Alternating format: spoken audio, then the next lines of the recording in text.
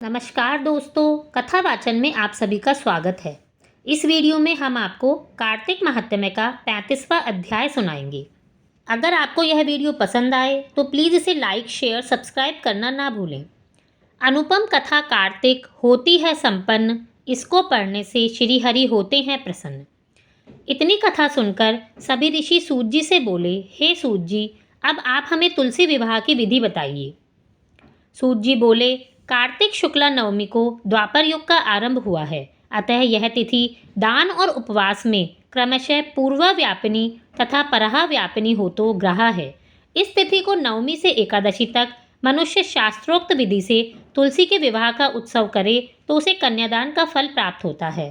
पूर्व काल में कनक की पुत्री किशोरी ने एकादशी तिथि में संध्या के समय तुलसी जी के वैवाहिक विधि संपन्न की। इससे वह किशोरी वैधव्य दोष से मुक्त हो गई। अब मैं उसकी विधि बतलाता हूँ। 1 तोला सुवर्ण की भगवान विष्णु की सुंदर प्रतिमा तैयार करवाइए, अथवा अपनी शक्ति के अनुसार आधे या चौथाई तोले की ही प्रतिमा बनवा लें। फिर तुलसी और भगवान विष्णु की प्रतिमा में प्राण प्रतिष्ठा करके षोडोपचार से उनकी पूजा करें। पहले देश काल में स्मरण करके गणेश पूजन करें, फिर पुण्याह वाचन कराकर नांदी श्राद्ध करें। तत्पश्चात वेद मंत्रों के उच्चारण और बाजे आदि की ध्वनि के साथ भगवान विष्णु की प्रतिमा को तुलसी जी के निकट लाकर रखें। प्रतिमा को वस्त्रों से आच्छादित करना चाहिए। उस समय भगवान का आवाहन करें, भगवान केशव, आइए देव, मैं आपकी पूजा करूंगा, आपकी सेवा में तुलसी को समर्पित करूंगा, आप मेरे संपूर्ण मनोरथों को पूरा करें। इस प्रकार आवाहन के पश्चात 3-3 बार अधर्य, पाद और विष्टर का उच्चारण करके इन्हें बारी बारी से भगवान को समर्पित करें।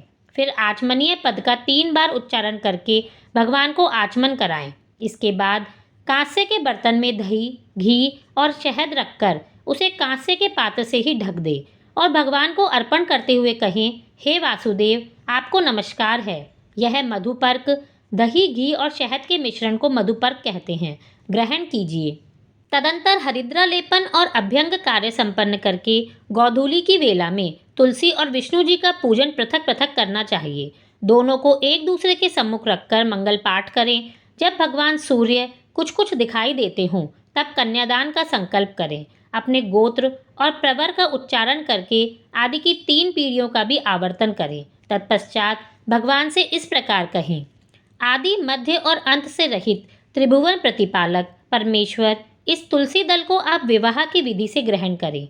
यह पार्वती जी के बीच से प्रकट हुई है, वृंदा की भस्म में स्थित रही है तथा आदि, मध्य और अंत से शून्य है। आपको तुलसी बहुत प्रिय है, अतः इसे मैं आपकी सेवा में अर्पित करता हूँ। मैंने जल के घड़ों से सींचकर और अन्य प्रकार की सेवाएं करके अपनी पुत्री की भांति इसे पाला, पोसा और बढ़ाया है। आपकी प्रिया तुलसी मैं आपको दे रहा हूँ, प्रभु इसे ग्रहण कीजिए। इस प्रकार तुलसी का दान करके फिर उन दोनों अर्थात तुलसी और भगवान विष्णु की पूजा करें। विवाह का उत्सव मनाएं। सुबह होने पर पुनः तुलसी और विष्णु जी का पूजन करें। अग्नि की स्थापना करके उसमें द्वादक्षर मंत्र से खीर, घी, मधु और तिल मिश्रित हवनीय द्रव्य की 108 आहुति दें। फिर सृष्टिकृत होमक करके पूर्णाहुति दें। आचार्य की पूजा करके होम की शेष विधि पूरी करें। उसके बाद भगवान से इस प्रकार प्रार्थना करें, हे प्रभु, आपकी प्रसन्नता के लिए मैंने यह व्रत किया है। जनार्दन, इसमें जो न्यूनता हो वह आपके प्रसाद से पूर्णता को प्राप्त हो जाए। यदि द्वादशी में रेवती का चौथा चरण बीत रहा हो तो उस समय पारण ना करें।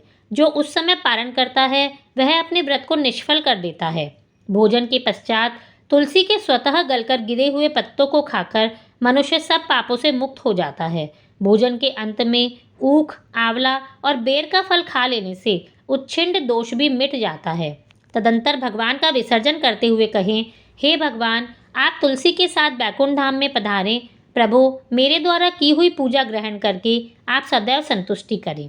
इस प्रकार देवेश्वर विष्णु का विसर्जन करके मूर्ति आदि सब सामग्री आचार्य को अर्पण करें।